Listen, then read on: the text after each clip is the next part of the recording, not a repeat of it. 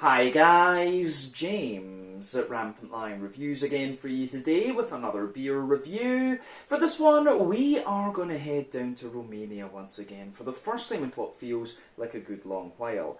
Now we're going to go to another brewery that has never featured on the channel before. These guys are, however, a very well regarded brewery, one of the breweries that are really helping put Romania on the map as a craft beer destination, and one of the first Romanian breweries that you'll probably come across in bottle shops outside of Romania. And the beer itself actually comes from a kind of second brand that these guys have, and it's a little bit of a more heavy hitter. I'm not sure exactly what style this one is going to be, but it is supposed to be a very nice beer, this one. So needless to say, I'm very, very curious to see what this beer is going to have in store for us. Always cool to introduce new breweries from new countries on the channel to you as well. So hopefully this is another good beer. Hopefully it makes for an interesting review, and as always, I hope that you guys watching enjoy my take on this one as well. So yeah, for this review then, we are going to head to a little place called Giarmata, which is close to Timișoara in Romania, and we're going to have a look at my first beer from Bereta Brewing. And this is from their Strange Companion line they do,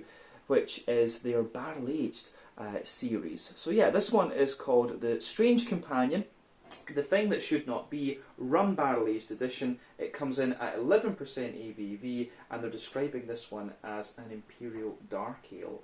So yeah, I'm not sure exactly what they mean with an Imperial Dark Ale, whether it will be like, you know, a Belgian style quadruple or something like that. We'll just need to see. But yeah, definitely cool to feature Bereta on the channel for the first time. And like I say, this is their kind of barrel-aged series of beers that they do. They put them under the name Strange Companion. So yeah, I honestly can't remember where I bought this beer. I have had this one for a year or two actually, and it has been sitting. So yeah, it should have mellowed out quite nicely actually. I've got a feeling I might have bought this from Beerdome in the Netherlands when I got the Brazilian beers a while back, but I honestly couldn't say for sure.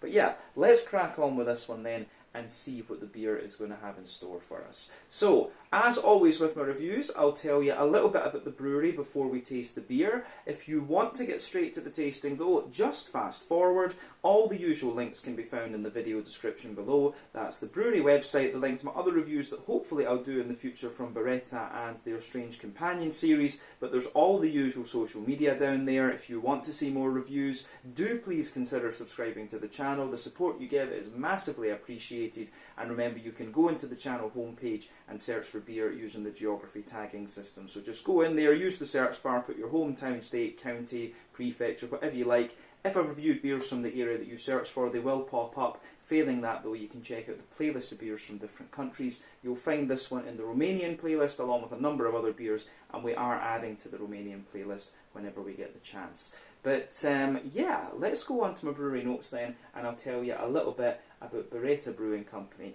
and its Strange Companion. So as I mentioned to you at the start of the video, Strange Companion is a side project of Bereta Brewing Company in Romania, and this is where they release their barrel-aged beers. But Bereta Brewing Company are based in Giarmata, to the northeast of Timișoara in Romania, and the two men behind this company are Adrian Bebel and Silvio Berta. So these guys were both big beer enthusiasts that met each other just kind of by chance. But they then started homebrewing together in around 2014 and developed a number of recipes before officially founding Bereta.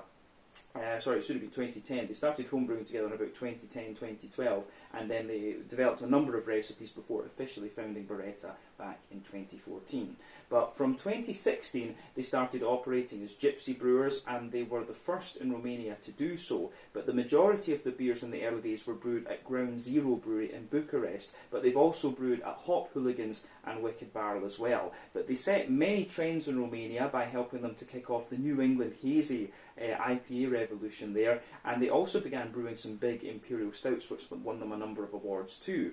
A little bit later on in 2018, they got their permits and they started brewing at their own facility in Giarmata, and that year they also organised the first Timișoara Craft Beer Festival along with a local shop called Bibliotec.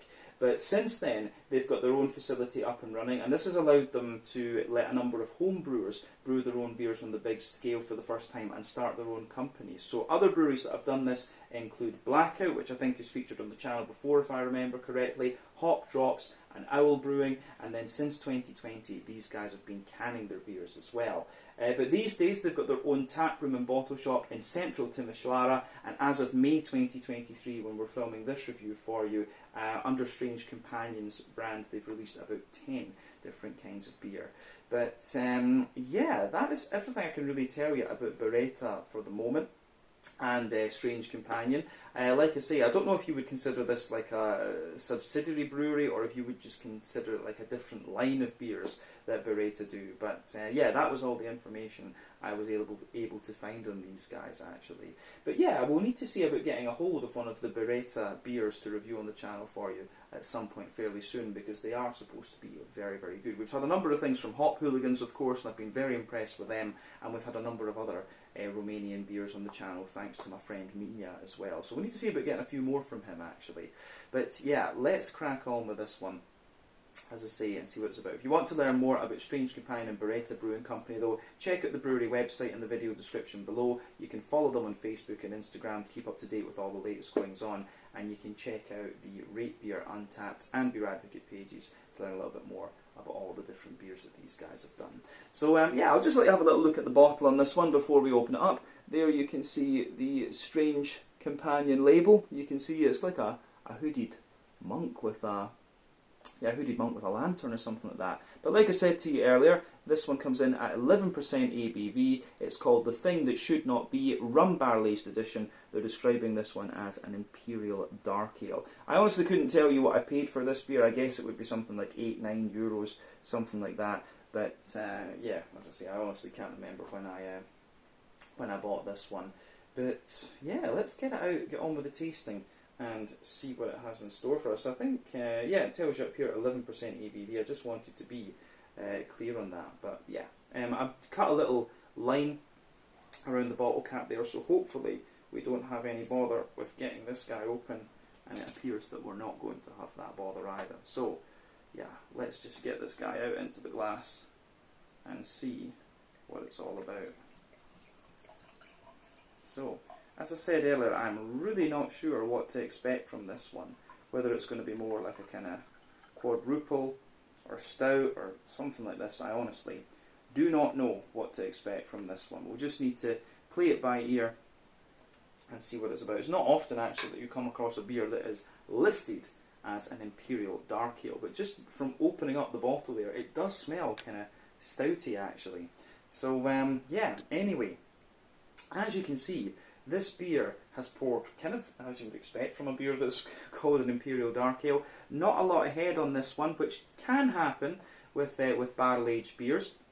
I'm guessing this one has about 375 millilitres in it, but yeah, it does look pretty nice actually.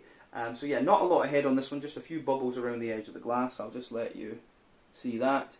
But yeah, in terms of the colour of this beer, it's a lovely, very dark, kind of ebony rosewood colour. I think to you guys on the camera, I'm just looking at the viewfinder there, I think it will look pretty much just like a stout.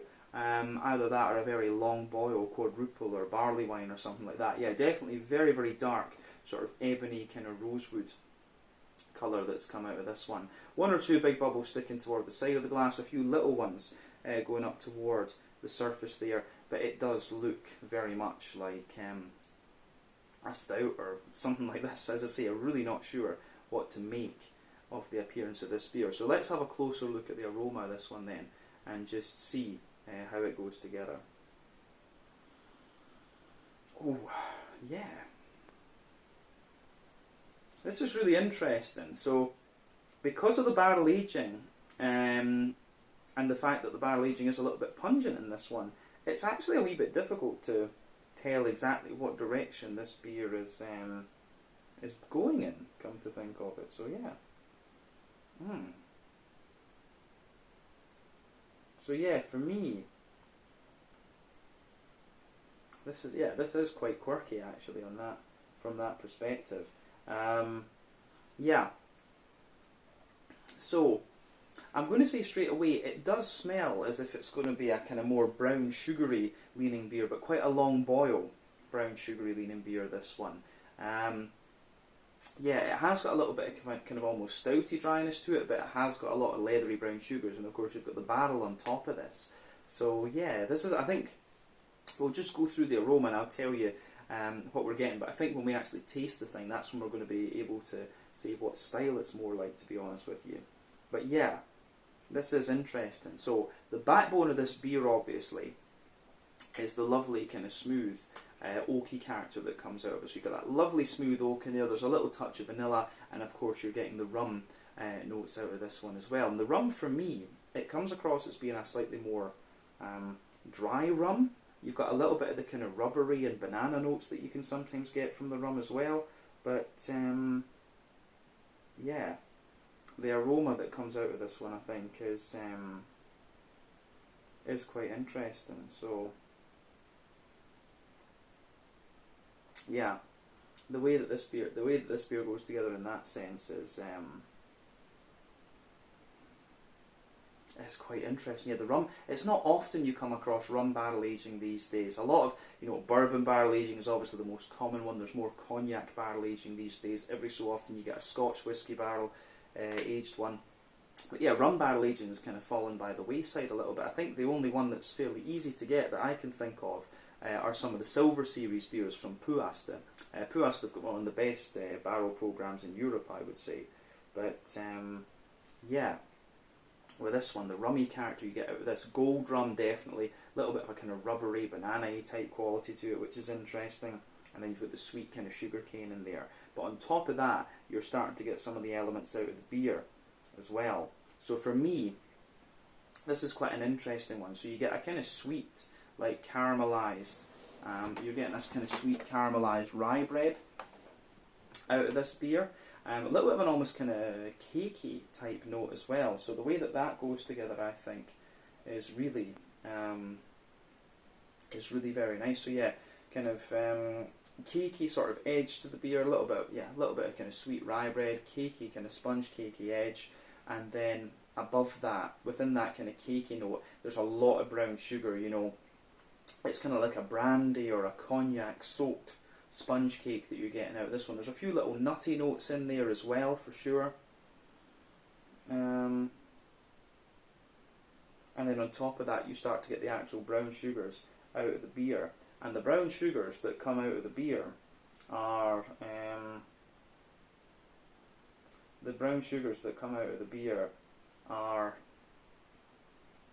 I would say,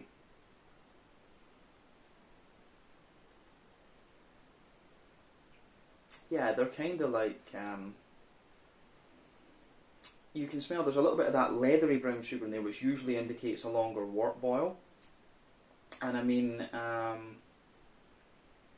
yeah, that's one of the reasons for the darkness of the beer. I think I forgot to say that earlier. The colour of your beer depends on a few things. Type of malts that you use play a big role. The length of your wort boil is going to play a big role as well. The longer you boil the beer, the more the sugars caramelise, thus you get a darker colour of beer. Barrel aging and adjuncts can play a role as well. With more kind of brown sugary beers like this, that can have an influence on the colour. But with this beer, what you're going to get in the aroma is you can really smell this leathery, dry, brown sugary note to it, and it's still quite sweet. But on top of that, there's a little bit of a kind of toasty caramel. There's some oily, sweet caramel notes in there as well. But I'm also getting a little bit of treacle and molasses out of this beer too, which is really interesting. But yeah, the way everything pieces together in this one is pretty damn nice. I have to say that for sure.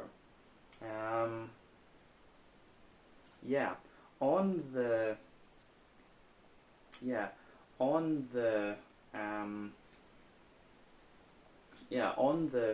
kind of cakey side of things with this one, so you get more and more of that sponge cake, and a little bit of the nuttiness comes out into the more that your nose adjusts to this one. On the hoppy side of things, now we have to remember this beer is rum barrel aged, so the hoppy character will have dropped out of it quite a little bit during that process, and I've had this one sitting for a wee while, so we need to bear this in mind when it comes to this beer. But there is still a little bit of hoppy remnant to this one. There's a little bit of earthiness, there's a little bit of floral character, there's also a wee bit of grassiness in there, and yeah, the way that this one goes together is quite nice actually. I do like that about this beer. Yeah, That's interesting. The fruity side of this beer is pretty interesting as well, because there's a little bit of this kind of phenolic-y type note, you know, like,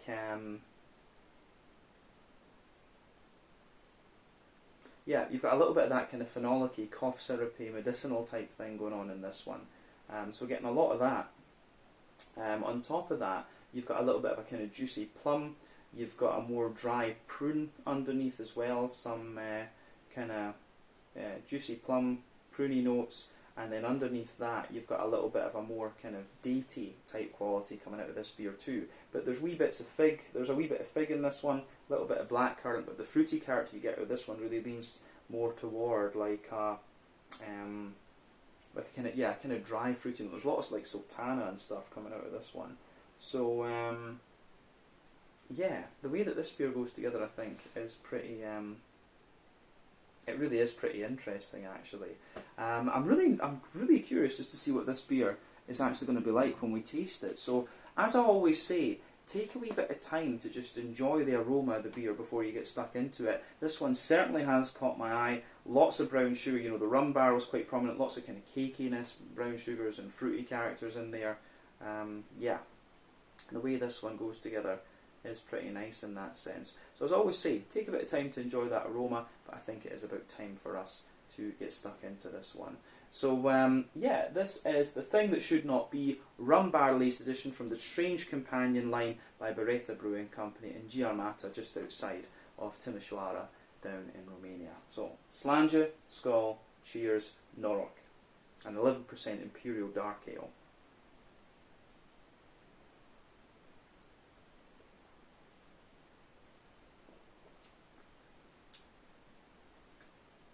Oh yeah. Now, I'm going to say, whatever this beer is, and I've said in many videos before, we can debate styles and all of this all day, but the question should always be, is it a good beer? Whatever this one is, this is pretty damn good, I have to say. So, thumbs up to Bereta for this. This is a lovely beer. So, yeah. It's interesting, the barrel, just on that first sip that I took, you get lots of the big oily brown sugars, and then the barrel just comes out a little bit more the further you go into the aftertaste. But this is a lovely beer. And you know, the standard of stuff in Romania, in my experience so far, is very high. You know, you are not going to regret it if you buy a Romanian craft beer. We can say that safely.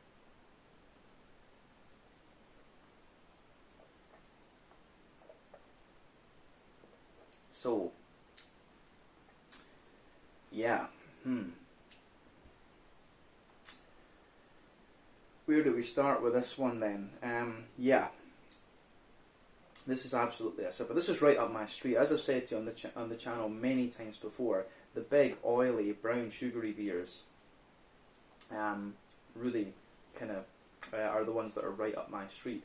This one, you know, out of the main types of beer, this one doesn't really fit into any of the categories. Probably the closest thing this one be. It's in some ways it's kind of like a quadruple, but it's kind of not at the same time. Like, it's not quite as, it's a lot drier, and the barrel's got a lot more presence to it than some of the quadruples. But I think probably if you like a good Belgian quadruple, you're probably going to enjoy this one.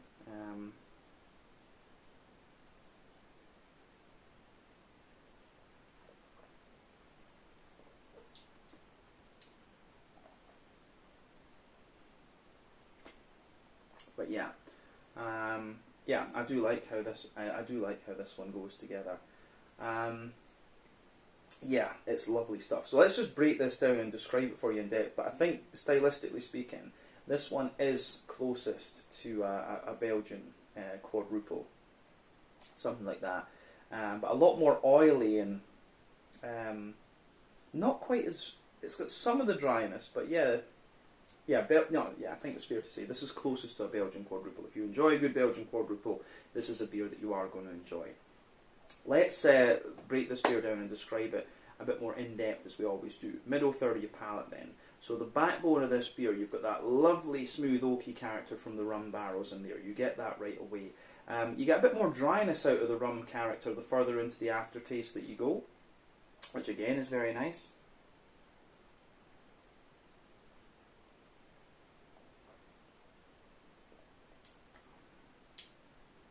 But yeah, on top of that, you have,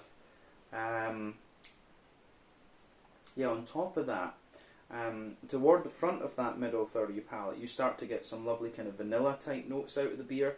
Then you get the rum kind of sitting on top of that. And as I said, the rum's quite interesting because it's a lot more oily and sweet than it was coming across in the aroma. There's quite a bit of that rubbery and kind of banana note that you can sometimes get from different rums coming out of this. I'm not too well versed in rum, but having worked at the Bishop's Arms for a wee while, we've got quite a few different rums there, so it's interesting to learn a little bit more about these. But yeah.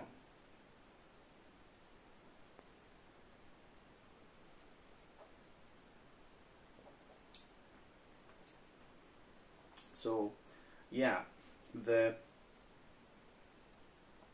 barrel sort of thing. The barrel with this one, as I say, it gives you more and more dryness the further into the aftertaste you go. You've got the oily kind of rum sugars on top of that, the little bit of vanilla in there as well, and yeah, that goes together quite nicely. But yeah, like I say, there's some kind of dry banana and rubbery kind of flavours coming out of the rum. But above this, you start to get the kind of cakey notes that I was talking about from the aroma earlier on. This is one of these beers where it actually the flavour that you get from this one is very similar to what you would expect from the aroma. I did actually expect a little bit of kind of chocolatey character to this one, because there was a wee bit of kind of almost stouty, pardon me, like cocoa nibby type dryness out of this beer, but obviously that hasn't played out so much in this one. But yeah, on top of the rum then, you've got a lovely kind of sponge. You've got this lovely kind of sponge cakey type quality there, and it's almost like you've got a little bit of a rye bready bread crust, but then a kind of cakey edge to this one. It's like the edge of the cake that just kind of sticks to the baking tray a little bit. You've got that there, and you've got a nice kind of spongy cake quality above this one. So big oily kind of brown sugars, like a brandy soaked or a cognac soaked cake type thing that comes out of this one. So yeah.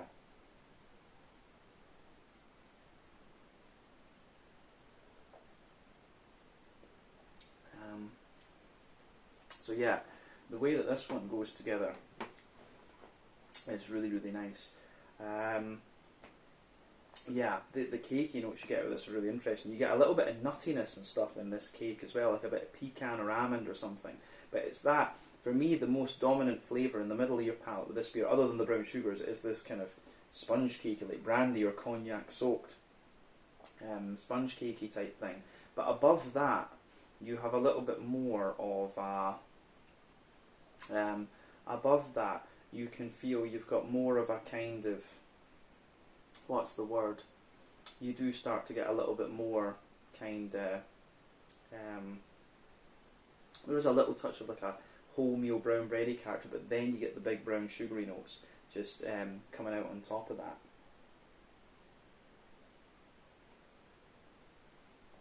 Yeah. But yeah, the brown sugary notes in this one are really, really nice.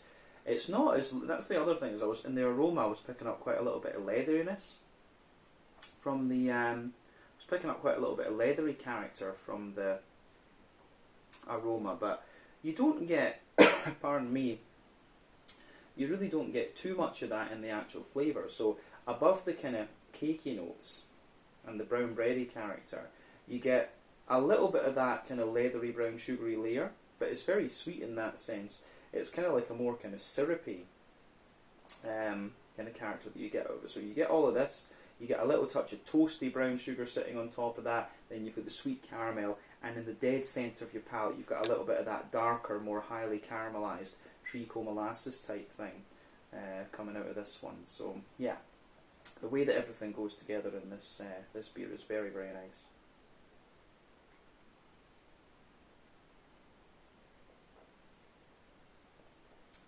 Yeah. So yeah, I do really like how that pieces together in this beer. Yeah. So that covers the middle third of your palate with this one. As I say, it's very, very. It is quite similar to a triple, but it's even more a quadruple. Sorry. But it's not. It's the cakey character and stuff is just a little bit more kind of prominent and dense in a sense. But yeah, back third of the palate then. Border region between middle and back third of the palate. You've got a nice little bit of, you see, you get a little bit of that kind of brown bready build up in there, which is nice. A little bit of brown bready character, a little bit of an almost caramelised rye bready note in there.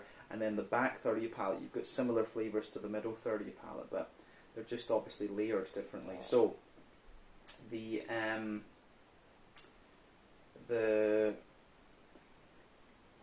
as you say, the base layer of this the base layer of this the back third of your palate in this one. So you've got a lovely little bit of kind of woody.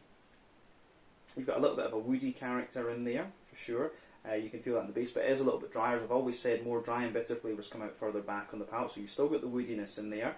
You've also got the kind of rum sugars in there, and it's the same sweetness, but I find the rum sweetness is a little bit drier there.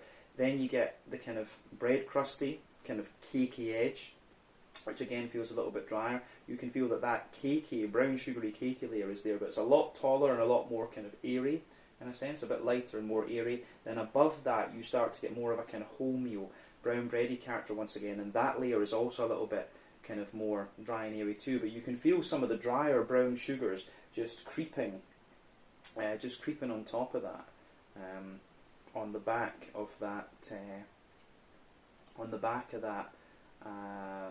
front at the top on that back 30 palate there, and then above everything else you've got some of the kind of yeasty notes too, which is great.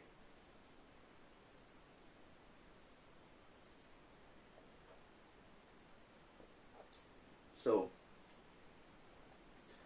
yeah,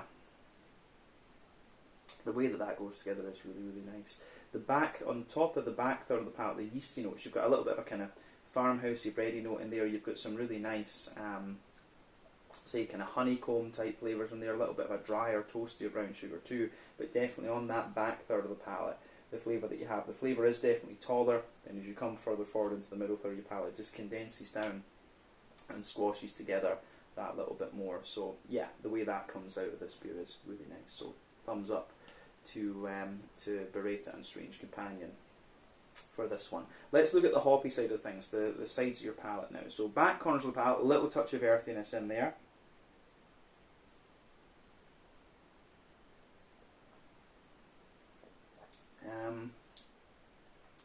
So yeah, nice little bit of earthiness in there, but like I said earlier, a lot of the hoppy character from this beer has essentially dropped out. So yeah, quite a little bit of the hoppy character has kind of dropped out of this one, and that's because of the barrel aging and because I've had this beer a little while. But you do still get a little touch of earthiness in there. There's a little bit of herbal character going further forward, and then as you push toward the front corners of your palate, you've got a little bit more kind of floral aromaticity in there, and then as you go round the front curve of the tongue, it's a little bit lighter and more grassy actually.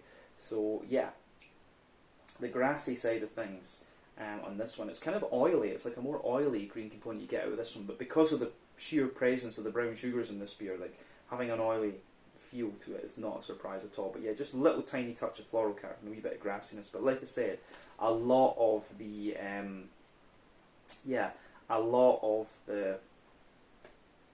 green component in this one has kind of dropped out a little bit, to be honest with you.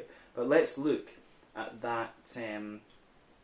Let's look at that front third of your palate then. So the border region between front third and middle third of your palate, you've got a nice little bit of bready build up in there, and it's got a little bit of that kind of. It has got a little bit of the sponge cakey character as well, for sure. But the base of that front third of your palate, you've got the barrel, you've got a little bit of the kind of the wood from the rum barrel in there. Above that, you've got some really nice kind of so you've got the rum barrel in there, the kind of brown sugars, and then above that you have some really nice.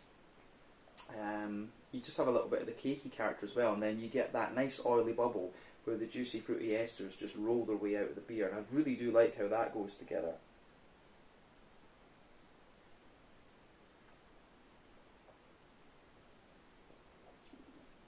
So yeah, the way everything pieces together in this beer is really quite nice actually. But yeah, on top of on the fruity side of things, and let's just break that down.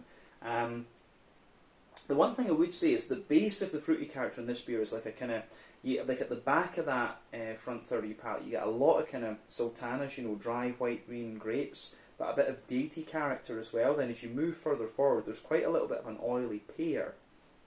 But within that border region between front and middle third of your palate, there's a little bit of an almost kind of phenolic, medicinal type quality coming out of this beer, and that for me is really interesting as well.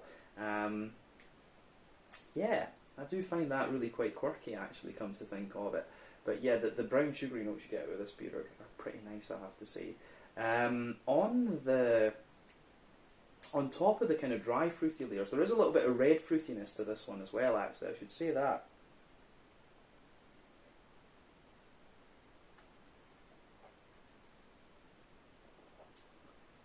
So yeah, for me,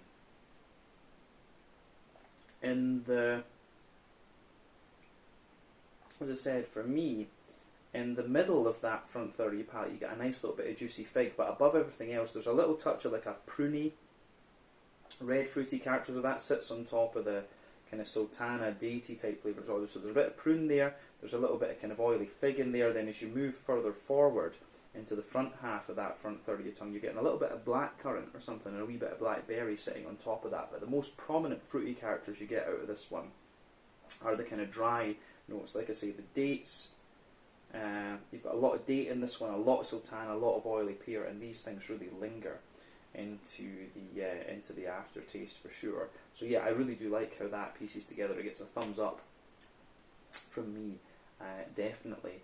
So yeah, I think that covers everything we really need to talk about in the flavour of this beer. Lovely kind of rum barrel elements that come out further into the aftertaste. Big sort of cakey, brown, sugary malt base, and then some really nice dry fruity character. This one, as I say, comparing this to a style, this is the closest style you're going to get is a quadruple, but it's got more of like an English barley wine type fruitiness to it, I would say. But whatever this beer is, they call it an Imperial Dark Ale. Whatever it is, I think it's very, very nice actually. So it certainly has my approval, and I would recommend it for sure. Yeah, let's round off with a wee quick look at the mouthfeel then. For me, definitely a full-bodied beer. Carbonation is very, very smooth. A big kind of slick, oily thing, this one. No doubt in my mind about that.